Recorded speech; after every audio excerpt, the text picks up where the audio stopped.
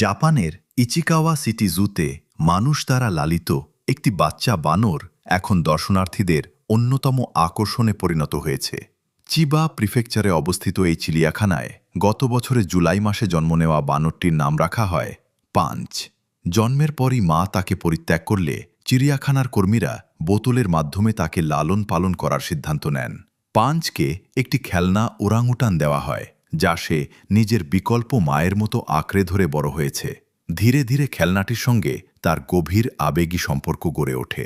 গত ১৯ জানুয়ারি পাঞ্চকে আবার মনকি মাউন্টেনে অন্য বানরদের সঙ্গে রাখা হলে দেখা যায় সে যেখানে যায় সেখানেই খেলনা ওরাংউটানটিকে সঙ্গে নিয়ে ঘোরে।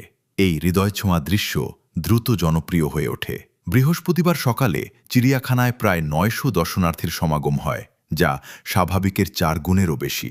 চিড়িয়াখানা কর্তৃপক্ষ জানিয়েছে, মানুষের দ্বারা আলাদাভাবে বড় হওয়া বানরদের অন্য বানরদের সঙ্গে মিশতে সমস্যা হতে পারে।